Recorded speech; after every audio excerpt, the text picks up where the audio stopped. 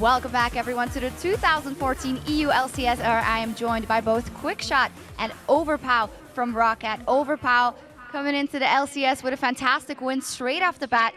Tell me a little bit about your preparation, because, of course, versus the Super Hot crew who have only recently qualified.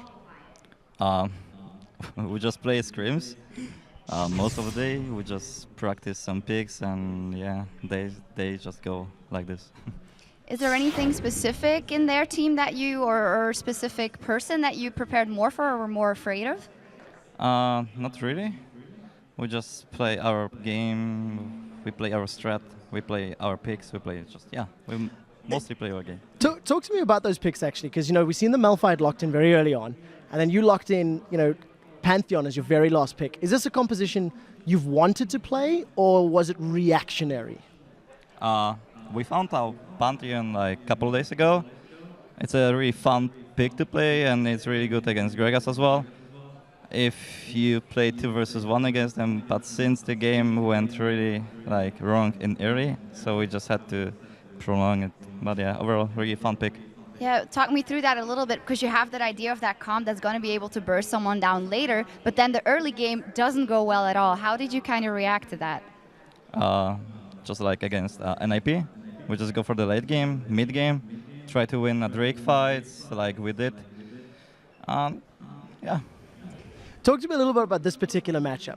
How was it dealing with Mr. Rolls and Mixer in your face the whole time? They had Impaler there with Nunu. As a team, did you say to Janko, so go down bottom, go defend? How was your team reacting to that very heavy aggression? We found out they just want to babysit bottom and just push the lane as fast as possible. Yeah, Nunu Caitlyn, it's really hard to play defensive under tower. So yeah, I just said Jankos go bottom, and I will try to hold my lane. Yeah, that global ultimate was certainly a big help to shut that down. Is that Mr. Raleigh what you identified as the main target throughout the entire game, or was there someone else that was more annoying? We wanted to focus down moves, but yeah, since they did so well at bottom, we had to pressure bot. Talk to me a little bit now about your preparation for the rest of the LCS. You guys just recently joined Rockets, qualified in a KMT. I'm very excited to see how you handled this game. You fell a little bit behind early and then reacted very aggressive in the mid lane. Do you think you can stall and wait and delay against all of the teams in the LCS? Because we've seen you doing it a lot. I think we have to just wait and see. But I'm sure we're gonna make it, since most of the teams are not ready to just play for the late game without any kills at all. So yeah, we just have to see. Good strat there. And for you personally, maybe we had, I think it was Alex H who were singing your praises. How do you feel you can match up against all the other mid laners here in the LCS? I'm fine with it. I'm just scared of Froggen. And yeah. I've got a question for you about your team, actually. Think about, Rocket. Think about the things you do well, the things that define your team. If you were to think of Evil Geniuses last year, the thing that defined their team was late game team fights, right? So what would you say is your definition of Rocket? What is the thing that you guys do that is your signature? Drake fights, tower fights, natural space, everything that makes the team play work. Then a follow-on question. So it sounds like objective fighting is what you said. How do you practice that? Against ranked 5 ladders or in scrims? Is it just something that you're naturally good at, or do you actually have discussions in your? You don't think you have a gaming house yet? Nope. No. So how do you practice that? What's your training schedule to get good at that skill? We just found out that we were good at team play. We are just good at team fights. Not really good in the laning phase, maybe, but yeah, we just practice as much as we can, and all of the aspects of League of Legends. Yeah, certainly if you've only found out about this opponent a couple of days before, still did that well, kudos to you guys. Let me pick your brains finally for the match that is coming up now. Fnatic is taking on Alliance. Predictions, maybe? Fnatic? Why? I hate Froggen. Well, strong words, and we'll have to see. I think seeing Fnatic's performance earlier, I think I think they're going to win it as well. Alliance may be a little too shaky, still too new under the LCS lights. Okay, well, very interesting. I think that is on a competitive level, of course, that you hate Frank because he's hard to play against. But now let's keep things rolling and send it over to Joe and the Ficio as Game 4 is about to begin. Thanks a lot, Shox. I'm Joe Miller along with Martin Deficio Lunga, and we're ready to begin the second half of the day with a beast of a game as Alliance take on Fnatic. But first of all, Deficio, I'd like to welcome you to the caster desk. I'm really excited to get things underway with you, and I'm sure the same goes from your side, right?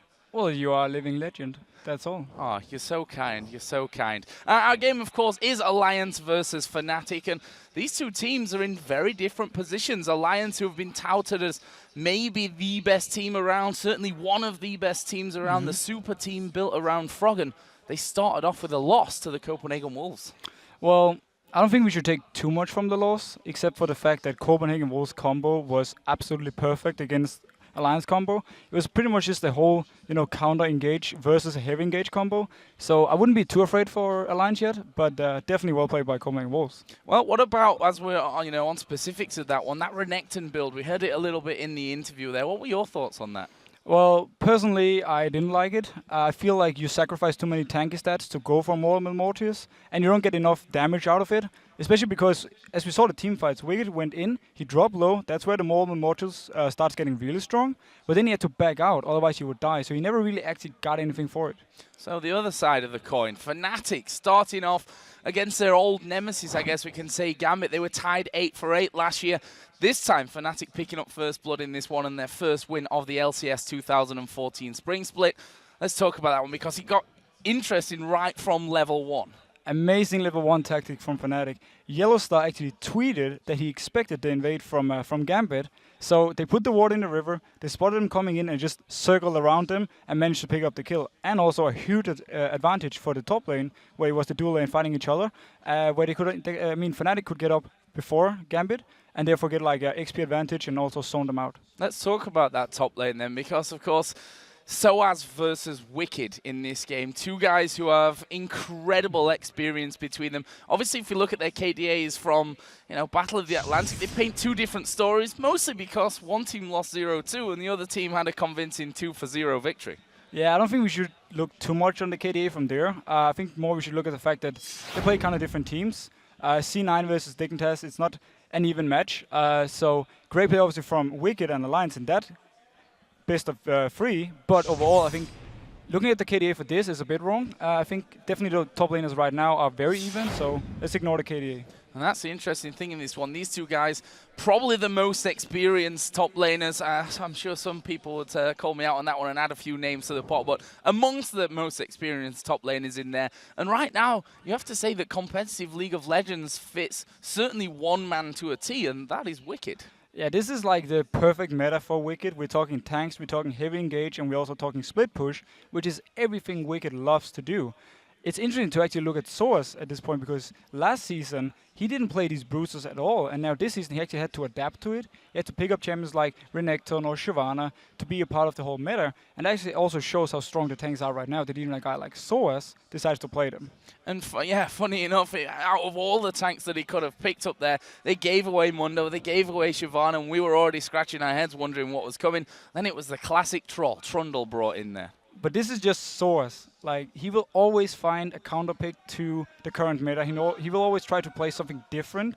And the Trundle pick itself, especially against the Shyvana, who gets the extra armor and magic resist in her ultimate, he can steal that away and then become this unkillable big troll running in your face. As he was by the end as well. Either way, coming into this match, Fnatic's AD carry Reckless is especially confident that his team's strength and experience will overcome the individual superstardom that makes up Alliance.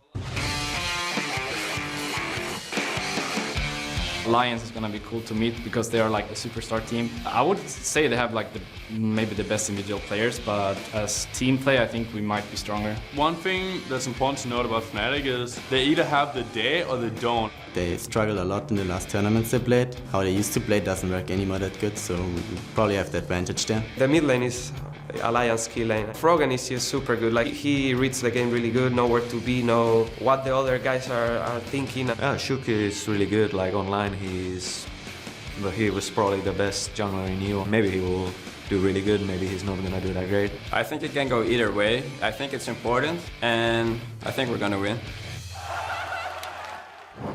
Some modesty there from Shook as he says, I think it could go either way, but I think we're going to win. So, you know, he was being nice at the same time as predicting a win, but he's going to have to be a big player in this game for them. I mean, definitely. And for me, though, he already proved that how good he is. But we saw the first game for Alliance where Amazing actually did a fantastic job and pretty much out-roamed and out-pressured Shook. So I'm expecting Shook to come in now and really want revenge on this, and we're going to see how good Shook actually is. Well, before we get any further, let's check out the starting lineups of these two teams. Starting on the blue side with the super team, as they've been dubbed. Alliance, Wicked in the top lane, Shook in the jungle, Froggen in the mid lane. The AD carry, of course, is Tabs. His support is Nif. And on the red side for Fnatic, we have Source in the top lane, Cyanide in the jungle, Xpega is the mid laner, Reckless as the AD carry, and Yellowstar is his support. And we'll be keeping an especially close eye on the bot lane matchup in this game. Tabs and Nif versus Reckless and Yellowstar. Now, these are four incredible players. Obviously, the new duo coming into Alliance. Fnatic's duo is, to be honest, still to be proven fully, with Reckless and Yellowstar having a bit of a tough time of things at Bota. Yeah, generally Fnatic had a tough time at Bota. Actually, Reckless and Yellowstar did a really good job in the start of the game versus Cloud9. They actually were ahead on CS versus Draven. They managed to have a lot of pressure there, but as the game went on, Fnatic just started losing all the momentum, and Cloud9 just snowballed over them. One thing's for sure there, I mean, Tabs has got to adjust to playing with Nif, because his former support, Mithy, of course, at Lemon Dogs, now, he was a little bit different type of a support entirely. Yeah, Mithy is a very aggressive support. He wants to go for kills in lane, and he wants to like make big plays. It can work. I mean, you can either win the lane or you can get ganked and then all of a sudden fall behind in the lane.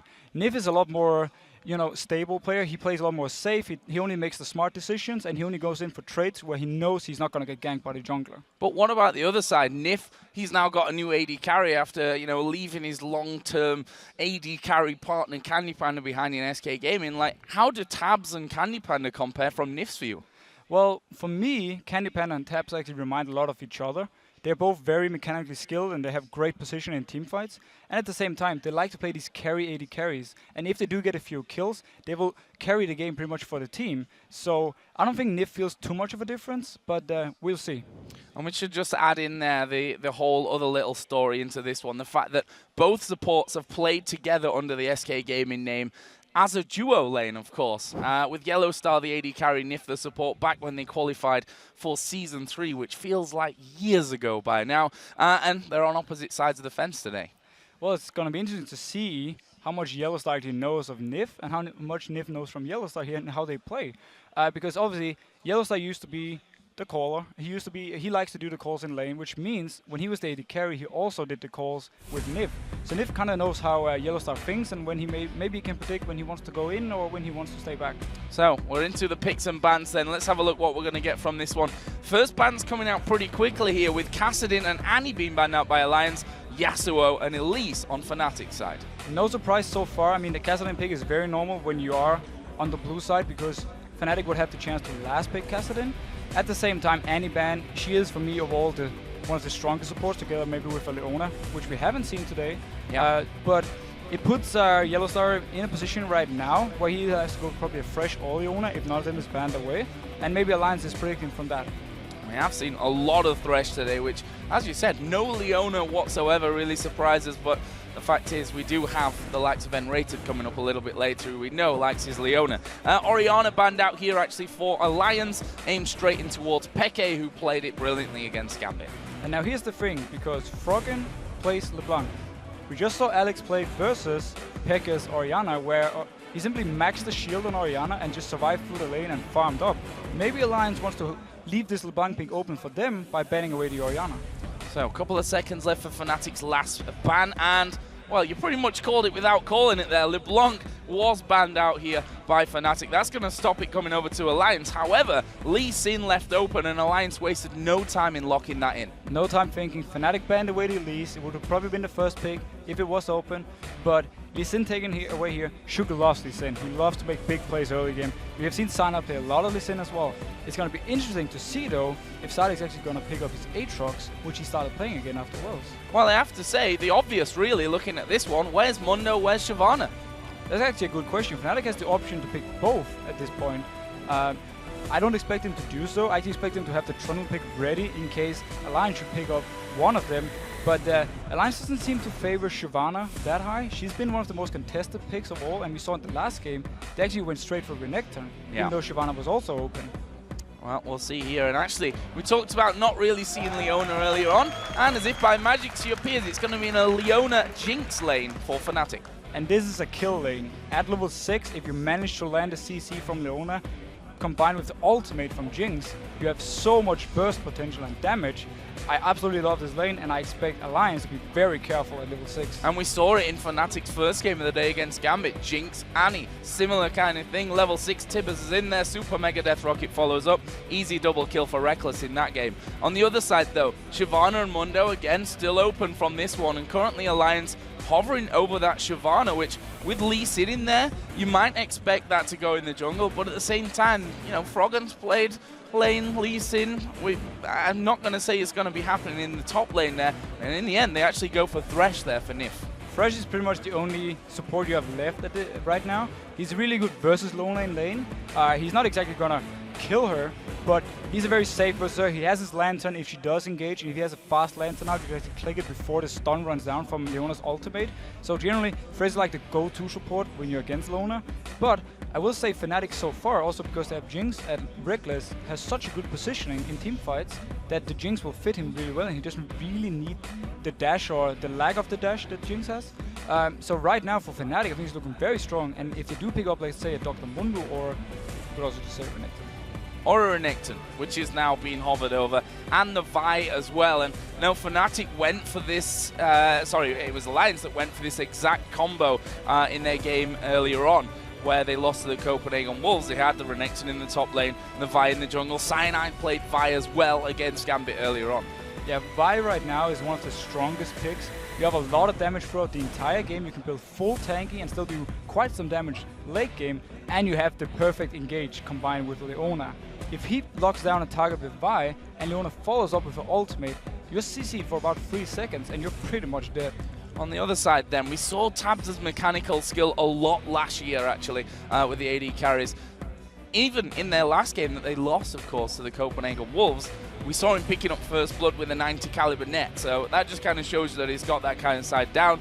This time looks like they may go for the Vayne. How safe is that Vayne, though, in a lane where you have got Leona and Jinx who put in that mega damage on a whip?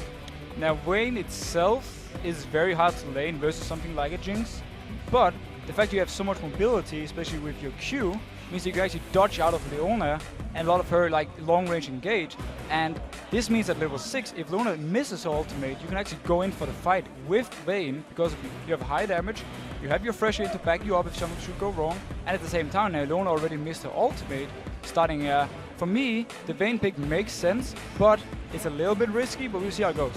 Tumble in at the right time and not throwing your tumble out before the ultimate comes in there. On the other side, we saw them hovering over Mordekaiser. Well, that was Yellow Star, and we're not falling for any of that. In the end, though, that pick was, in fact, the Ziggs.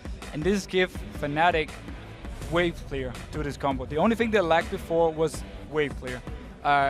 Overall, Fnatic's combo has so much potential. Like they have good late game damage. Both Ziggs and Jinx scales really well into late game. Vi is a good late game jungler. Outscales actually Lee Sin. And at the same time, okay, Renekton is gonna fall behind versus Shyvana the longer the game goes. But you'll have so many other options late game. I actually really like this Fnatic combo. I just want to ask you here in this scenario, because Fnatic are on a high. They won their first game against Gambit nonetheless. Alliance lost to one of the new teams here in the LCS. What are these two teams feeling right now? I mean, Alliance must still be having a bit of a downer after game 1. I think Alliance probably wasn't too happy about the combo they ran in the last game. It was too easy to counter for Copenhagen Wolves. But at the same time, I mean, Alliance is an experienced team. Sure, the members haven't been together for too long, but all the players, we've seen them before. They've been in the scene for some time. Maybe not Shook, but even he's been in the challenge scene for over half a year. So I don't think they feel too much pressure. I think they want to go in here now and show that the first game was just a mistake from them, and now they will redeem them and beat Fnatic. So I think actually Alliance is very motivated and not nervous at all.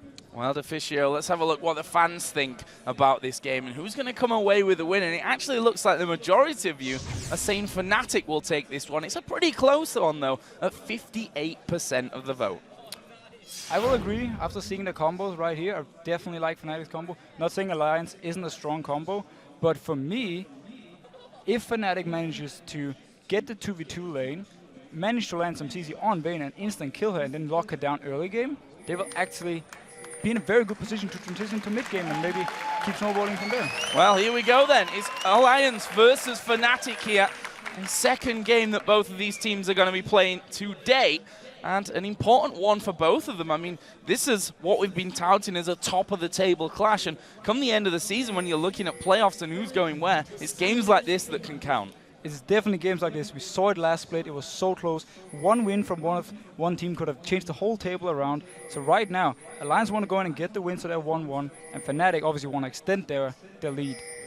So let's have a look here at the early game. And, you know, things since we've moved into the preseason patch slowed down at level 1 in terms of entering the enemy jungle, although Gambit might have something to say about that after their level 1 earlier on, but I think we can expect a more pensive start here, surely. Generally, the fact that you can at 130 put down your trinket wards means that scouting is a lot more safer, and also most teams actually prefer it, because if you do fall behind early game, which there's a high chance you do if you do invade when there's a ward at 130, means that you have a very hard time coming back. And now, at the same time, why would you actually risk it? That's the question.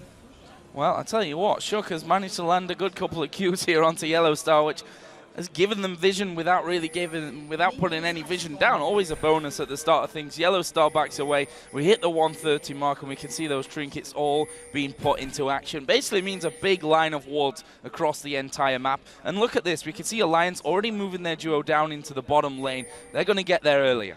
I would expect to actually see Shook focus out on the bot lane in the start to help Taps and Nif out. Because if they manage to get the level 6 and then choose the right fight, they could actually fight back versus Jinx and Leona. But beforehand, Jinx versus Vayne, Jinx is going to have a lot of free time to trade and a lot of free time to CS. Well, there is Shook just getting himself that blue buff. Was helped a little bit by Wicked in this top lane on Shyvana. And we're not so used to seeing Wicked playing this Shyvana. It's usually him on the Renekton. Yeah, but I'm actually glad he decided to pick up the Shyvana for once. And I'm excited to see how he's actually going to build it. Is he going to go the same way he did with the Renekton, or is he just going to go full tank? And we can see there already a bit of bullying going on in this bottom lane. Yellow Star taking a couple of hits from Tabs as they try to keep this pressure high on that bottom lane. And we'll see about that one as Wicked and Soaz here having a little bit of a headbutt. And talk to us about the progression of this top lane, the Renekton versus Shyvana. At what point, or who is strongest at this point, and does it switch? Renekton definitely has the advantage early game, and all the way up to like level 9, 10-ish, where you normally see the Sunfire being completed. Once the Sunfire is completed on Shyvana, then Renekton is going to lose a lot of his damage, and Shyvana is going to start actually out-pushing him and out-trading him in the 1v1s. And that bottom lane, just want to touch on items there. Your speciality, of course, as a former support player, both going door and shield. What advantages and disadvantages has that got at this point in the game compared to something like the coin or the relic shield? Now, I'm a bit surprised actually that Yellow Star didn't go for the relic shield, and then him and Reckless started in the lane at 155. Just like Nif and Taps did. The reason Nif and Taps is hitting XP and actually shoved the lane up now is because they started in the lane at 155. They managed to kill the first few minions and start slow push towards the enemy. If Leona had Relic Shield at this point, she could actually shove the lane back and try and give back some XP advantage for Fnatic. But overall, Dawn Shield is very safe. It's good if you want to all in and you don't really, like, just for the general all-ins actually, it's very good. So that's CS in the bottom lane, currently at 8, the advantage of Tabs, doing a very good job down there. The mid lane, which we've just seen here really for the first time, is going to be visited by Shook, who's currently sat with double buffs running on him, but can he get in towards Peke, who of course still has a flash available? He's going to try and maybe work his way around the back. Peke actually spotted him there from that ward, and he's going to get himself into a position where he gets queued, but the good old Satchel charge will get him back to the tower. Beautiful play by Peke there. He actually baits Shook into thinking there's not a ward. That's why he keeps staying forward, and we have reports. But he stayed forward, and then simply telling Shook, I don't have a ward, you know, you can try and gank. But in the end, he had everything under control. He managed to jump out when Shook actually came in and just wasted some time for Shook. Well, hopefully this pause will be just a short one and we can get the game back underway here in just a second. But up until now, we're 4 minutes and 20 in. No first blood, of course, no towers taken down. The gold, 200 in the advantage of Fnatic right now. And so as he's out farming in the top lane, as is Peke in the mid lane, everything going to plan in your eyes so far from both these teams? I have to talk a little about the bot lane. Because for me, it's surprising that Fnatic actually let Nif and Taps be in the lane at 155 and start the whole push, and then that way get the early advantage. Because what you had to do for them was to make sure Vayne didn't get going in the start. Now, Vayne had a slight XP advantage. She was in the lane first, got a few CS, which meant that now Vayne actually is ahead in CS. I expect it to turn around though, and Jinx is going to come back and probably even it out, maybe even get ahead by around level 4 and 5. Well, we can see there the admin's behind what looks to be Reckless, maybe, who's having a problem. So that should be sorted out here in just a couple of moments when he joins himself back into the game. But for the fact that we've had no real jungle pressure from either side, just Shook really in that mid lane coming in there, where can we expect a possible first blood to come down in this match? Well, the Gragas Lee Sin combo at level 6 when Gragas is level 6 is really, really strong. And I expect Shook to stay around the mid lane, try and maybe pressure a little bit more, force maybe Sana to come in and actually for a 2v2 fight where Gragas is really strong, and especially level 6, he's very, very strong, and then try and pick up an early kill. Or we could simply see the junglers go for bot lane, try and force something there. The owner is very good at setting up ganks, and at the same time Fresh is also very good with the lantern. So for me, it's either in the bot lane or in the mid lane. Well, there's certainly a few decisions to be made there about who's going to be focusing, or who's going to be the focus really for those junglers in particular, you have to think at this point of it. And we heard in the video before the game, Peke saying, Froggen is really the man to watch on this Alliance team. And from that, you kind of just work out that's who they're going to kill as much as they can.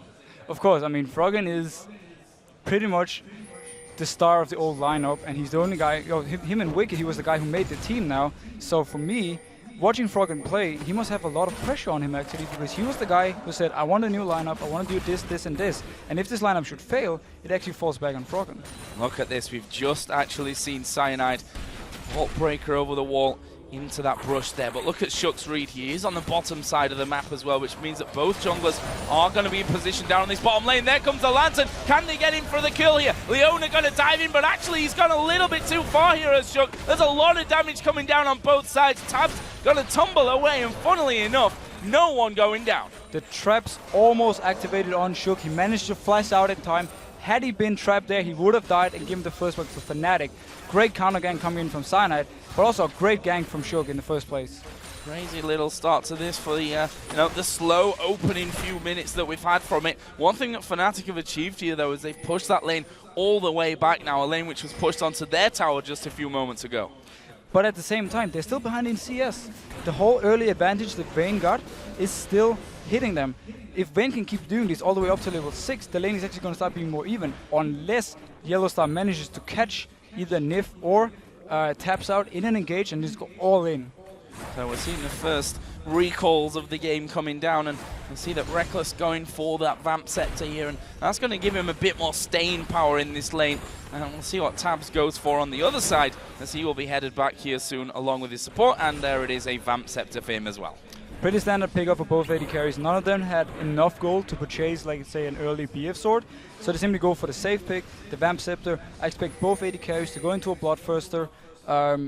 Generally, it just means right now the lane for them. I mean, obviously for Taps, he wants to farm, but also for Reckless, he wants to avoid going too low, so he can't really go in for the full engages. So earlier on, we touched on the fact that neither support had gone for those gold items, as Wicked just taking a bit more harassment up there. But actually, on the return, Nif did pick up the Relic Shield. Interesting enough, normally you start with the Relic Shield, you don't pick it up later, unless you want to fully complete it into a Heart of the Mountain, which is the item where you give a shield to an ally that takes some of your HP and gives like 20% of your max HP into a shield. If he opts to complete it, it's a bit strange build, but I can definitely see it work when you have Vayne you want to protect. Oh, they're going in for Wicked here, the bomb coming over the side from Peke, but Wicked had already got himself out of there thanks to his ultimate, but he's actually going to get pushed here underneath the turret. Soaz is putting all the damage down. He tanks it up. There's a satchel charge jump away from Peke, and there will be the first blood from Fnatic. Shook can't follow in for any more damage. Nicely executed. Great play from Fnatic right here. They know that Source has the pressure early game. They know that Source can pressure down Wicked to the tower and then roam up, and you can actually do a 2v1 dive on him and kill him. Bit surprised though that Froggen let Xpeke just roam away freely, especially because Cyanide could just come into the mid lane and pick up the farm, and Fnatic actually lost nothing on it. Now again, down onto this bottom lane, been a bit of a focus for us because there has been that tug of war going on in terms of where the minions have been left positioned, but this could change things once again. Cyanide headed down towards that bottom lane. This time Shook's not there to help out Alliance, and there was the flay back, and that's the reaction you need to have as a Thresh to stop the Leona coming in on you. And this is why Thresh is really good versus Leona. Perfect play by Nef. He completely stopped the engage. Had he been caught right there, he would have been locked down, and then Cyanide would have flashed ulted in and maybe picked up a kill. Well, Cyanide is still waiting there in that brush, so he's still thinking that he may get an opportunity to actually get over onto either Nif or Tabs, but you can see that the Alliance bot lane not really pushing out from safety, and in the meantime, Shook is taking advantage of this one and going for a red buff steal. Shook must have expected Cyanide to be bot lane at this point, and simply said, I'm just going to go for this red buff. It's not warded. Alliance didn't know if Cyanide was actually there, but great play by Shook. He was around the area, he checked it with his Sonic Wave, and then simply just went in and took it. Smart play. And there is Peke showing his mastery of Ziggs and throwing down that satchel charge just to clear out the low HP minions. Cyanide thought he was going to face check in there, but wisely using that trinket to get a ward down, spots both Shook and Froggen stealing away the race. And Froggen talked about this in the interview before we even started today, about how him and Shook had this great synergy together, about how they instantly, as they started playing together, they just felt it. They finger-like, and I expect to see them do more and more of these 2v2 plays and try to put up some, or start some 2v2 fights with Cyanide and Xpeke. Now, one thing I want to talk to you about here is Vayne, because if we look back to last year, it's deadly for a Vayne to get ahead. Now that we've heard, and a lot of the pro players have said it again, that the AD carries have become a little less valuable. Let's forget that, because Xpeke being pushed away. It's a good flash in the end from him to get back to safety. But back to my other point, that AD carries might not be quite as impactful in terms of damage in the team fights later on. But how dangerous is it still for that Vayne to be ahead here? Now, Vayne is still one of the best AD carries late game in the game, and she is perfect versus this tanky meta. The only reason you normally don't see too much of a Vayne is because the current strong AD carries like Lucian and Caitlyn. Oh wait, we see a fight. Yeah, we see the push in there, the push back onto Yellowstar. His ultimate not really landing, but they've managed to lock down Tabs. The Salt and Battery comes in, but he's pretty healthy still. Shook goes low, kicks Cyanide away, and he will actually be able to stay alive at least for now. Reckless flashes off, barrels flying over his way, and Peke chasing down there nicely. The last man in the jungle was Shook. He's headed back up north, and in the end, it's a 1-for-1 with a Dragon going over to Alliance. Tabs actually got caught in the middle of everything right there, but he managed to tumble to safety and stay alive. At the same time, Shook kicked Yellowstar into the box of Thresh and killed him. Beautiful play. He didn't manage to survive though. He was caught behind enemy lines. So be it. And let's have another look at that one in slow-mo and just check out exactly how that happened. Look at Tabs' position. Notice Tabs right here. He actually stays in the middle of everything, gets caught by Yellowstar, and then ulted. But there's no follow-up damage. The rocket comes too late from Reckless. He doesn't hit him, and boom. Instead, Shook makes the play, kicks Yellowstar into the box, and it's a 1-for-1. But Alliance managed to pick up the Dragon.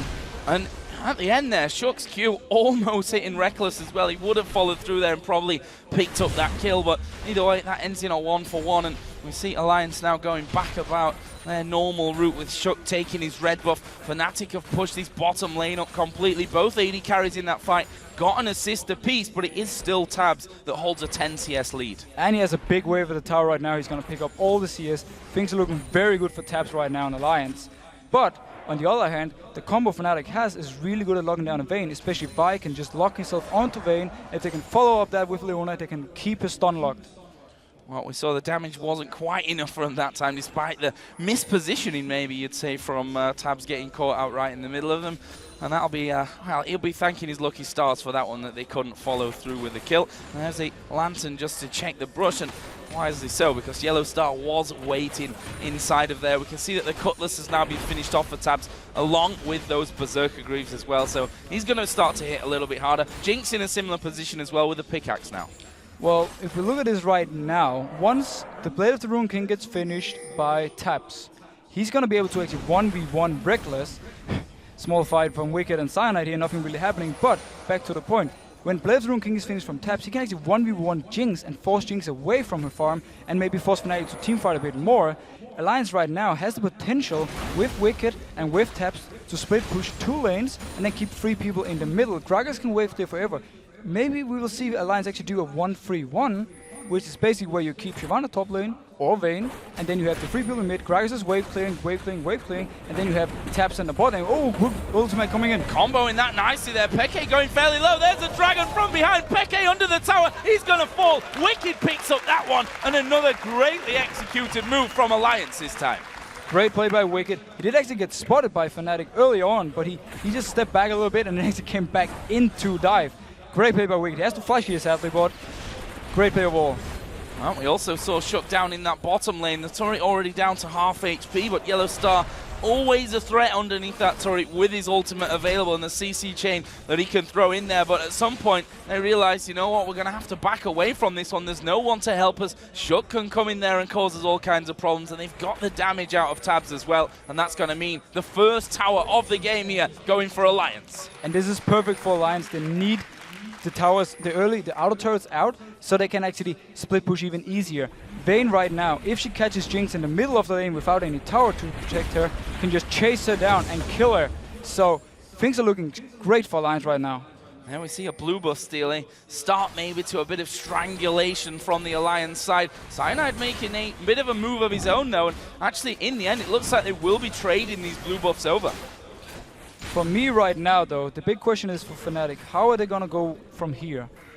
First of all, they need to teamfight and try and lock down the Vayne. They won't be able to kill them right now in their respective lanes. Shyvana already started to really pressure on the top lane. We saw her farming behind the towers before, and we can lock her down. And at the same time, if Vi comes up, they won't even be able to kill her. So right now, Fnatic needs, when the next dragon comes up, to start a 5v5, lock down the Vayne, and instant kill her, and then win the fight and get the dragon. Oh, Wicked just stopping Soaz from recalling there, running in with that burnout going, and takes a bit of damage for his pleasure, but he'll be happy, if nothing else, to annoy Soaz there on the top. More or less just annoying him again. Right now in the top lane, there's no kill potential for any of them. They're just going to farm and farm and farm, but Wicked is happy with this because Shyvana will outscale Renekton. So, right now, we can actually just wait for the dragon to come up, and then hopefully Fnatic wants to fight, and we can actually get a really exciting game going. Well, those exciting moments might not be too far away, as we saw Vayne headed back there from the recoil, and there is that Blade of the Ruin King picked up for Tabs, who we talked about his CS hovering around 10 pretty much the entire game, has now grown massively to a 30 CS lead. Things are looking absolutely perfect for Tabs right now. He loves to play Vayne, he loves to make a big plays late game, and we just talked about before the game how Tabs could carry a game if needed. And right now, coming up here to the top lane, if Source actually stays, he might die. Yeah, and he's actually going to see both Tabs coming in there. Wicked actually going to move in closer, and Soaz in all kinds of trouble from this one. He's going to try and head south, and that's a brilliant flash from Soaz. He manages to escape from 3 men in his own lane. Perfect flash from Soaz right there. Flashing that wall is really hard. There's only one spot you can stand at to actually flash over it. Otherwise, you're just going to flash straight into the wall, and he would have died. And most of us have done that in the past, Officio, me included. Only once, though, I think it was. And there's a bomb coming in from Ziggs just to clear out that top wave and force Tabs to take a turret hit before he backs off. And Alliance are kind of stuck in between the 2 turrets in that top lane, while Fnatic start to push a little down the middle. While it's a good use of ultimate from Pecker, it actually forces Alliance to stay top right now to take the tower, meaning Fnatic can take the dragon instead. If Fnatic had just taken the tower, Alliance had taken the tower for free, they might have been able to move down to mid lane to fight for the dragon here. But great call by Fnatic and great use of ultimate from Pega, giving them the dragon. Oh, Shook actually decided to come for this one, which may actually cause him a death. He kicks back the Vi and will end up heading over towards the golems just to stay safe from that one, but dangerously low. Thought he would have a bit of a go onto the Dragon Steel. That didn't work out for him. A nice pickup coming down in the end for Fnatic, but that top wave, as you said, tower going down in response, and they're still up there without a response till now. It doesn't look like Alliance actually want to push this tower simply because they're afraid of getting ganked from behind. But if Xpeke didn't clear the wave before, right now Alliance could actually hit him. Good ultimate coming from Froggen. Wow, everything really landing from Froggen there. The belly slam going to be locking him down. That's a good flash away from Peke. Ultimate is going to come out there. It's not got enough damage. The Ignite was thrown onto him by Froggen as well. Neither of them falling in that fight though. Close stuff. The barrier from Peke saved his life. Great use of barrier and great use of flash to flash the body slam, otherwise he would have died. Nice play by Xpeke, but also very nice play by Froggen. He has all the pressure in this mid lane right now and forcing Peke back whenever he wants to. Let's have a look at this top lane. Soaz is waiting inside of the brush here. Tabs, Blade of the Ruin King. Actually, ultimate use here from Soaz. He's going to go for this one, but will he be able to take down Tabs? And more importantly, will Tabs even outfight him in this one? Tabs going to do a lot of damage to him. Will he be able to finish him off? There's the dive back. Ignites her down. Oh! Soaz gets it just about. 80 health remaining. Incredible play. Wow, and Tabs really hates himself right now. He had every chance to get this kill, but he went in too deep. We see Wicked getting caught though. Yeah, talking about deep, Wicked is in all kinds of trouble here up by the Wolves, but is he really? His Shyvana turns around and does the damage to Cyanide, who in turn backs away himself, and he will just walk away from that, leaving not only a low HP man, Jinx recalling in the bottom lane, but now 4 men from Alliance pushing and taking the outer middle turret. Even the amazing wave lead from 6 couldn't hold this turret. But let's go back to the top one. Tabs actually tumbles into the tower, takes a hit, and therefore dies. Almost for him, but he can 1v1 Renekton. We just saw it right here. If he didn't tumble into the tower, he would have killed him, and that signals dangerous stuff for Fnatic. And we talked about his amazing mechanics, and well, they were if the turret wasn't there, I suppose, from that. And so as knowing that he's might be in a little bit of danger there, decides, you know what, I should probably run away from this tower at this point. We do see Froggen starting to wander up into this top lane, but he's not going to be in range to really do anything and stop Soaz there, just checking out those brushes. Meanwhile, blue buffs have spawned in once again, this time Fnatic, who had their blue buff stolen last time around and countered that with a steal of alliances, will once again reset that and get their own back. Now, I'm just looking at the items. We see Soaz actually went for a Cutlass. Will he go for Blade of the Ruin King simply to be able to 1v1 Vayne better? Or is he going for this simply for teamfight damage? If it was for teamfights, I would expect it maybe a Bloodthirster or, you know, a Brutalizer simply for some more damage. But overall, I think he just wants to be able to 1v1 Vayne better, and this actually might be a very good call from him. Well, certainly a high-action game. I say that, we're 20 minutes in, it's only 5 kills, but certainly in terms of positioning and movement around the map, it's been very, very intense on that front of Cyanide. Just powering up here. Will he go in for Wicked? He's certainly thinking about it, and why not? There are 4 men there from Fnatic. They're going to try and bait them in, and they're doing a good job of it. As the Leone ultimate is going to get flashed away from there by Nif. Good reaction, and Alliance managed to survive that one. Great reaction from Nif right here. Flashing the ultimate, nothing really happens from it. Soaz actually has a very interesting style of playing the Renekton. He always pops the ultimate in the bush, and then he engages for maximum burst. I like the way he's playing it, but overall right here, good play by Nif. Stops the whole engage. It was a 4v3 for Fnatic. Smart play. And if anyone knows Nif in this game, it's probably Yellow Star at this point. Former AD carry pair, of course, over at SK Game when they qualified into Season 3. As Froggen here thought he was going to get caught out, but I shouldn't have underestimated the fact that Shook is coming around, and there's a big barrel to Peke's face. That will tie up the kills at 3-3, and there is the red buff. Shook took it away the last time. Is he going to challenge for it again? It definitely looks like he wants to at least force a smite from Cyanide, so Soaz does not pick up the red buff. If Soaz picks up the... Oh, we see Froggen coming. They might actually fight for this. Actually going not low enough for the smite at this point. There's the barrel going down. They're going to try and combo that, and it will be stolen away by Shook. The hook won't land from Nif, and Fnatic walk away, but losing that red buff a second time in a row. And this red buff was actually very important. Had Soaz picked it up, he would have been able to 1v1 versus Tabs. Right now, if Alliance decides to go back to the split pushing, there's no red buff on Soaz, which means he won't be able to 1v1 either Tabs or actually Wicked, who's in the top lane now. Well, next thing coming up into play here for contestants, surely going to be Dragon. 1 minute until that one actually spawns in. We can see that Alliance actually starting to recall somewhat from around that middle area, going to be picking up a few more items. So let's look at them. The Rabadon's Death Cap is now done for Froggen. Also, along with that, Athene's Unholy Grail. Currently stronger than what Ziggs has to offer, but something tells me that Peke is actually sat on a lot of gold. Actually, he's not sat on a lot of gold. All I'm telling complete lies. Right now for Froggen, once he finishes the Void Staff, he's going to have so much burst damage to bring in. Pege slightly behind, but at the same time... Oh, good engage coming in. Ooh, Cyanide coming in. They're going to chain the ultis. The box goes down from Nif, but, well, it's not really going to stop anything as they throw everything that they've got over at the support player. And is that going to be enough here to force their way into another middle turret? Froggen isn't there. He just recalled from the bot lane. They will take this turret for free. And this is why we see Bye is so strong. Even if you flash her ultimate, does nothing. Once she sticks to you, if you get caught out of position, you're dead. That's it. Beautiful play from Fnatic. And they managed to pick up tower and almost even in gold now. Headed up towards the Baron area there. The pings were going down, but they've got the wards in. And they won't make an attempt for Baron at this time. We're only 22.5 minutes into this game. That fight leaving a few guys up, so probably not the wisest choice for it. But Dragon is up, and Alliance are in position on that.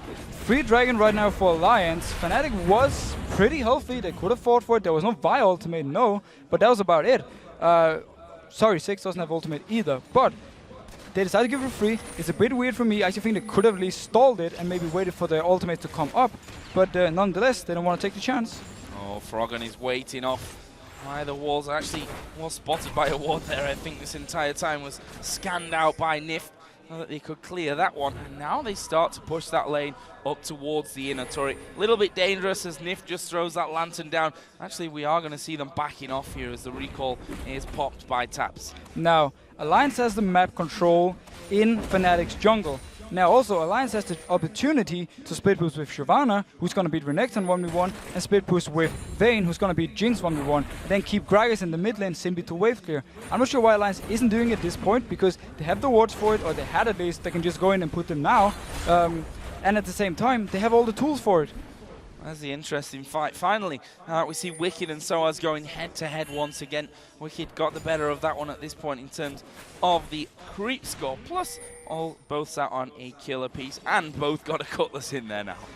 Now, again, as we talk about the split push, Fnatic has the ability to force team fights with Leona and Vi, and also force picks on champions. If Vi wins, goes to top lane, together with a 6, for instance, and ultimates on Shyvana, they might be able to have what it takes to take it down, but in about 10 minutes, when Shyvana is even more tankier, it's going to be harder. So Fnatic right now, I feel like for them, it's a bit of a ticking bomb, because Alliance is just going to get stronger and stronger in the split pushes.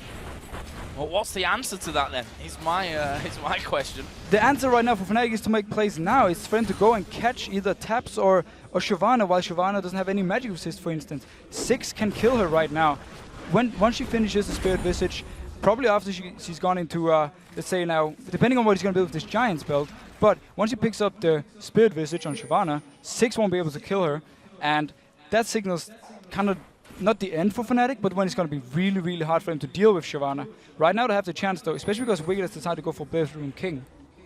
I was going to say, it's maybe a little bit lucky for Fnatic that Wicked's not headed up that path, at least for now. We're just seeing a pink ward put down for Alliance there on top of Baron. So they want to make sure they've got that in clear vision. The gold currently sits at a 2,000 difference, 3-2 in turrets, 4-3 in kills though, the other way in favor of Fnatic. And we can see that Alliance just clearing out as much as they can here on the in terms of vision on that top side of the map by the Baron. The big advantage gold-wise right now is in the junglers.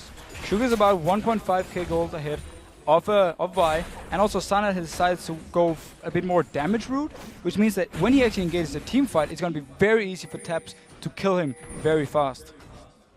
Top side, Yellow Star just headed up there to offer a little bit of cover, but Alliance are thinking about making a play over towards the Wraiths there. Cyanide spots that early enough, didn't have to use his smite in the end, but this red buff being a big point of contention actually from both teams. And once again, Shook is hanging around to try and cause a few problems. It's going to go low. Is it enough low for the smite? And it will be made so. And Cyanide this time gets it, and that's a little victory for him. Small victory for Cyanide. Good for him, he actually got the red buff, but Fnatic wanted to be on Soaz so he could stop the split push. We see engage coming on Soaz. Yeah, Soaz actually getting caught out a little bit here, but Alliance not really falling for that one. Don't want to throw too much at the tanky Renekton, and in the end we saw Froggen taking that lantern back to safety, and Wicked left on the top side of things. But again, vision control by the Baron all belongs to Alliance at this point of things. using those scans to try and clear things out, and they're going to start off the Baron. So this is one of the reasons he went for Play of the Rune King. Gives him more damage on the Nashor, and they will actually be able to 2v2 this unless Fnatic reacts. Source comes out, he's probably going to ward it. He doesn't even have a ward actually, he can't even ward it, he's just running close to it. And there is the bomb going to come down. That should stop them. There's a box going in. Actually, Froggen going to fall low. He throws out the barrel here before he will surely go down. Actually, he's walked away to the back, but he will go down. It's Soaz that picks up that one in the end. Lots of people with blinking red health bars, but only one death in the end. And right now, again, Fnatic managed to pick up a kill. That's what we talked about, but they can't really transition into anything. Dragon wasn't up. Nashor right now is not possible for them to take 5v4. So for Fnatic, they can just keep stalling this game as long as they want, but Alliance is going to get stronger and stronger, especially Tabs. Especially Tabs, who at this point has that Phantom Dancer added into his Blade of the Ruined King, and does have a 1200 gold bounty in his pocket to be spending the next time that he does decide that it's time to go shopping. The other side, Static Shiv and the Bloodthirster for Jinx, looking like the Last Whisper is coming up next. It feels like right now, though, Fnatic is waiting for Alliance to make their move. They want Alliance to start a Baron and then try and force a fight down there. Fnatic doesn't really have the tools to move too far out of their own base and maybe set up a play themselves. So they're simply just waiting for Alliance. And I feel it's a pretty good tactic for them right now because they can actually pick up some kills and maybe later in the game go for a Baron.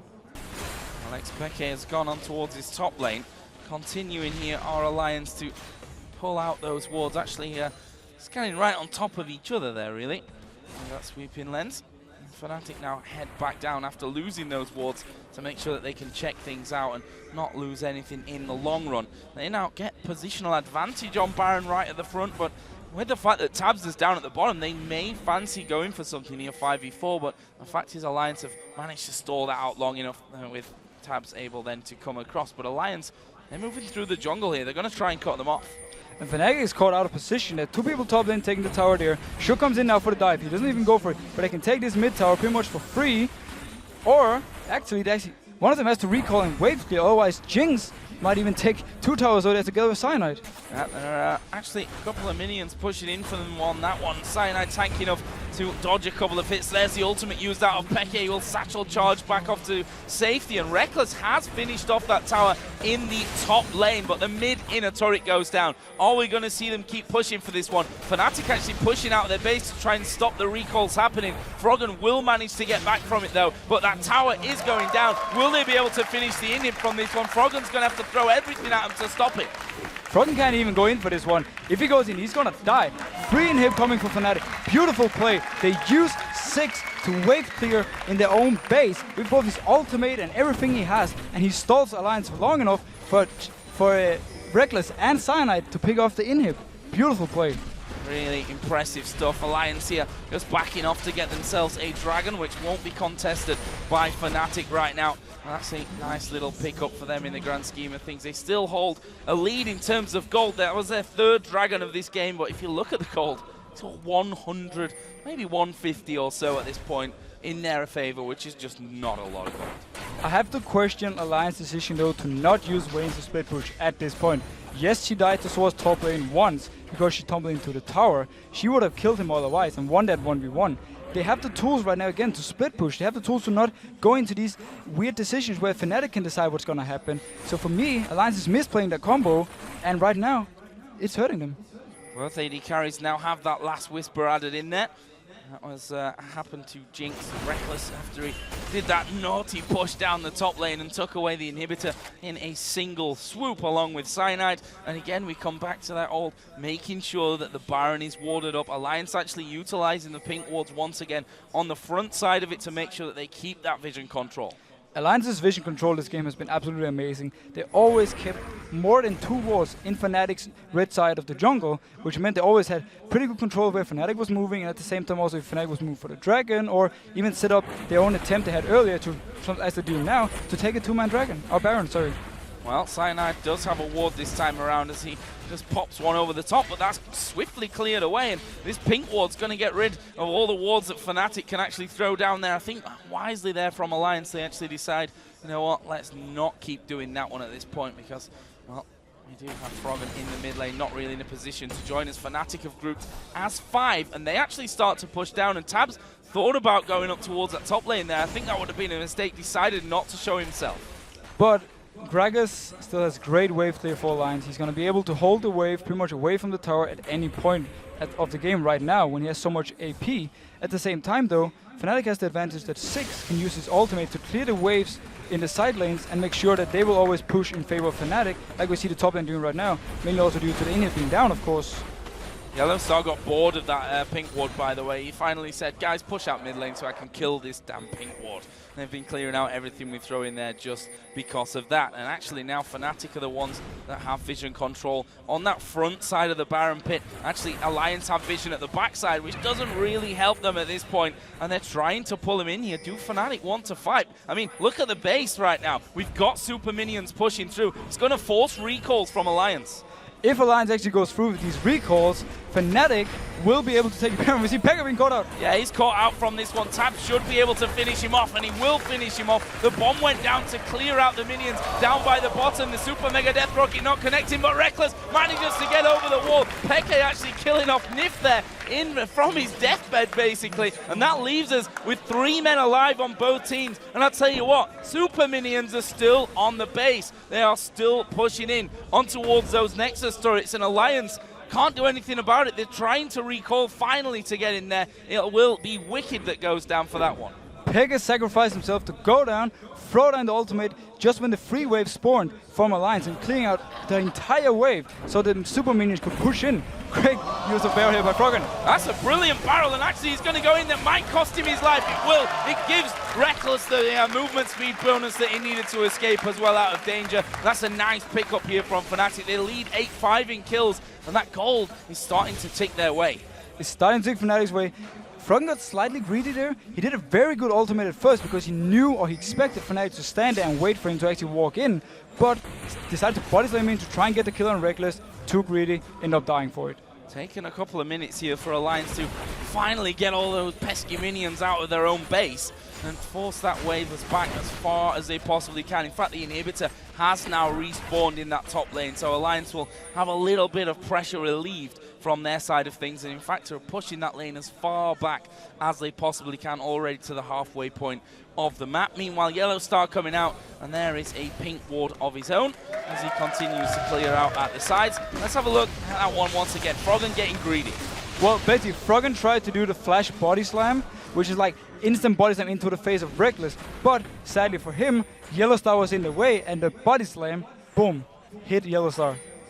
Now here's the, again, the pink ward battle, and Nif will clear that one out there and walks away pretty satisfied, I'd imagine, with that one. He does actually have another pink ward of his own to put down, but he's a little bit cautious about doing that right now. Meanwhile, Reckless, who's continuing to build his CS up. He's up to 300 farm at this point. Got himself the cowl in there as well. He's going to have a bit of protection. The lack of split pushing from Tabs actually have put him far behind now in CS compared to Reckless. Tabs have been staying in the mid lane, trying to pick up farm, but he's been fighting versus Froggen for this farm, and obviously he's been losing out because Froggen can instant wave clear. So Tabs actually fallen quite far behind now compared to Reckless. Well, the farm across the board is actually pretty impressive. I mean, you see Siobhan at 300, almost 300 for Soaz as Renekton. Mid laners are both up past 300. In fact, Pekka's closer to 400, if anything, at 391.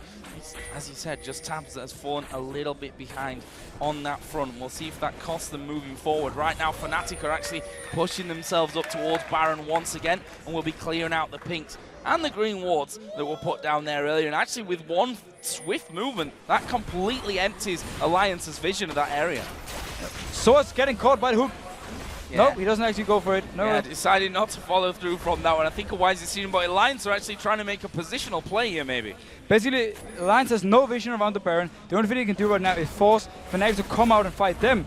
Pekka might be caught out though. Yeah, we'll wait for the hook here from Nif, and it's flashed away from by Pekka. Nice move from him, but Shook at the backside actually kicks Soaz away, and he's still managing to live through this one. Might not be so lucky here for Wicked. Who am I kidding? He's a big tanky dragon right in the middle of the team. There's a barrel to separate them. It brings back one. Tabs will take down Cyanide. That will be a double kill for Tabs on Vayne, and this gives them time now to push. Amazing ultimate from Froggen right there. He hits 4 people and sets up the kill.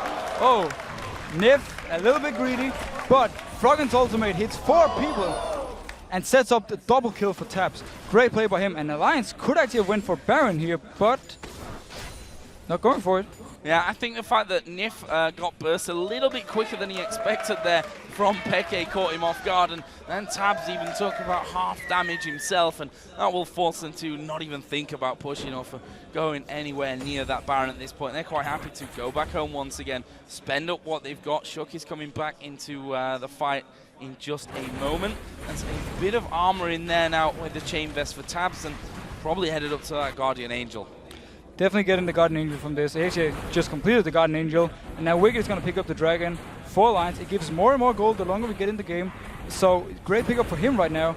And at the same time, they didn't actually gain too much from the team fight, but they managed to drag out the game a little bit more, and now we have the Guardian Angel complete on Taps, which makes him so deadly.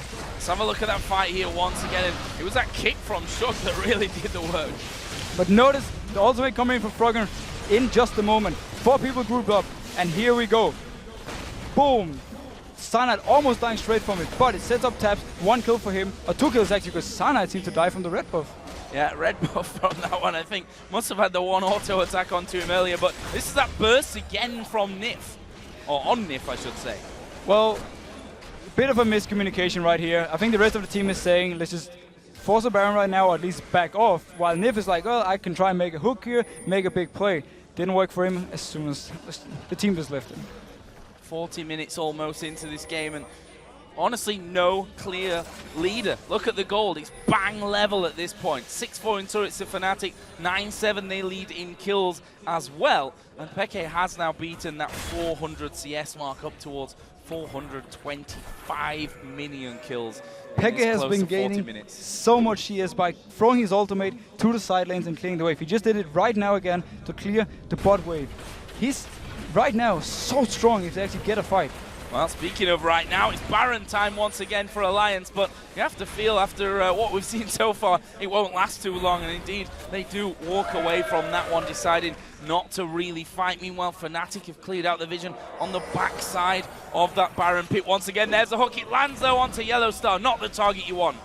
No, Alliance has been very careful with going in on their hooks. It generally seems like they don't want to teamfight too much, or they want a teamfight where they can kite a little bit, especially with Vayne, and just keep putting out damage and damage and damage. They don't want to go in for the all-in fight. Well, we do have a Zhonya's Hourglass almost complete here by Froggen, which will allow him to belly slam right into the middle of him, throw his ultimate down and avoid some of that damage. Again, we see Alliance headed off towards the Baron. He's been taken to half HP countless times so far in this 40-minute game. Will this be the final time to pick it up? Now, Fnatic knew this from the start. They expected it. They can't finish it. Oh, they've gone for it, but he's stolen away there. It's Cyanide that managed to pick that one up. He died after. Oh, there's the super mega death rocket. Fnatic going to try and push this one home. There's the ultimate out of Yellow Star, but they want Tabs. He's got that Guardian Angel, don't forget, but that's going to get popped here in just a second. They're all on top of him. The jumpers will stop him from moving anywhere once he comes back up. Reckless gets that one. He's now 5-0-4. We saw it, Peke pretty much juking the 2 that were remaining from Alliance. Everything went Fnatic's way there. They lost just 1 man, and that man stole the Baron. And that man is a beautiful man. Great steal from Cyanide. We've seen him do this in the past as well. He's so good at it. He comes in together with the bomb from Xpeke and just smites it instantly. There's too much burst. Shook cannot smite it in the meantime. Great play by Fnatic. They can pick up the inhib right now, and they're back in the lead. Well, Reckless here. Wants that inhibitor. He took it down before, let's not forget. That feels like a bit of an eternity ago that they actually pushed that top lane out. Meanwhile, Peke pushing the mid lane as well. We've got Froggen there to defend this one. Actually, the barrel comes down. They've managed to hook in Yellow Star, but really, is he the one that you want to get in there? No, he's not. Soaz went to half HP. Peke was low as well. Alliance are going to try and push out, but I don't think they'll be able to secure any kills. Now, I would like to talk a little bit about this fresh pick, because we haven't actually seen Alliance use it too much. They've landed some hooks, but they decided not to go for the fight. We haven't seen any like lantern saves, or they set up some dives where they can lantern out. As a matter of fact, we haven't actually seen too much outside the laning phase from Fresh. I feel like I've seen this before in this game. clearing out wards once again on the top side of that Baron pit. Fnatic actually backing away. And let's have a look at that one once again. This is that Baron steal from Cyanide. Notice how much they actually do to keep Cyanide away. Yet he still managed to get in, can flash the wall, and he instantly smite as the bomb hits.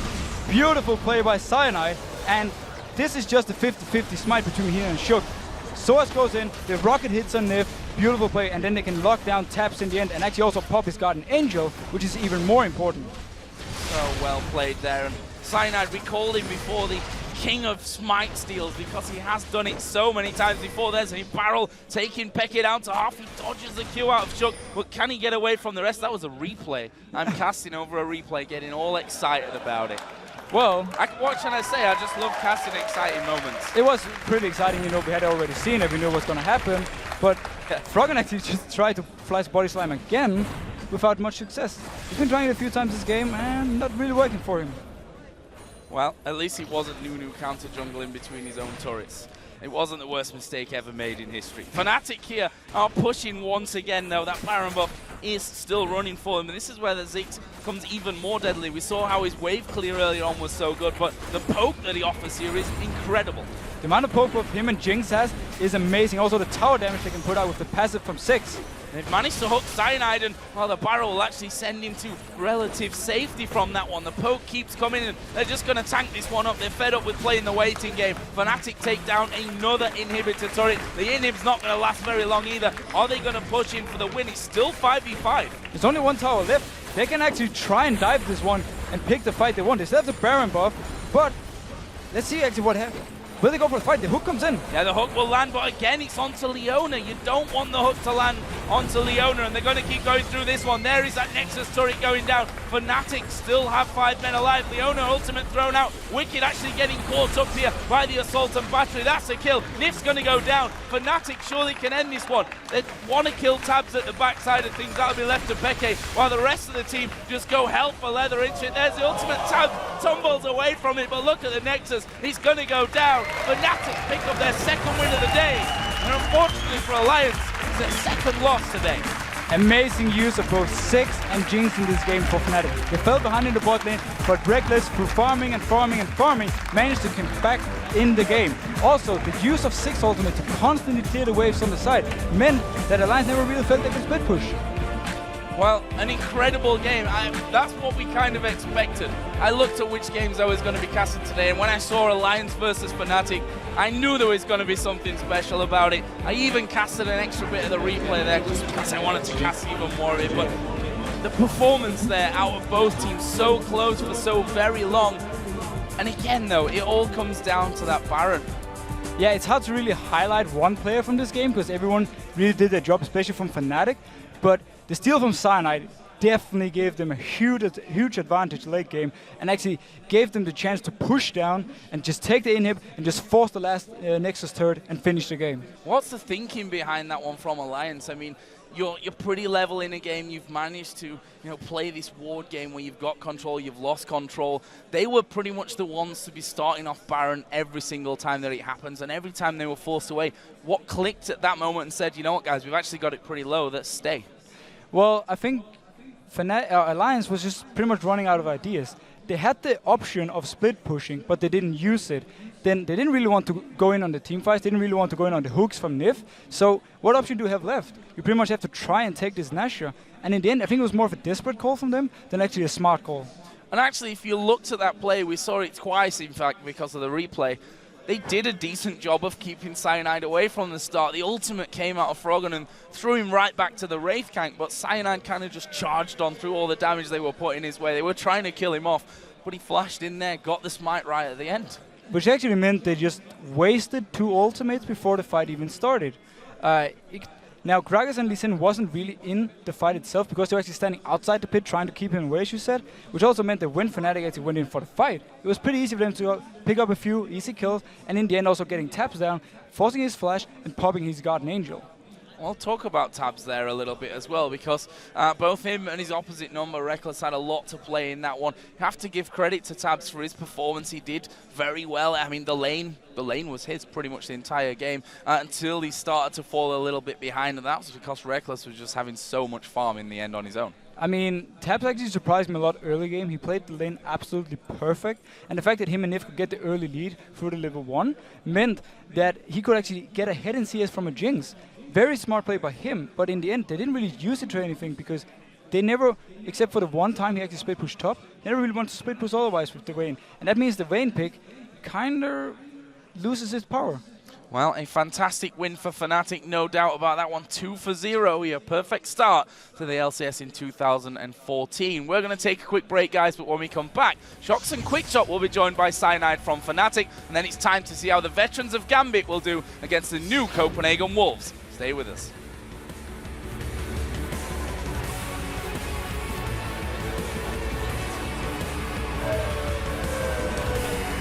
Ultimated, I ultimated, okay? Go in, Gragas. Good Nice, job, good job. Nice back. Go, Nice, nice. Lean.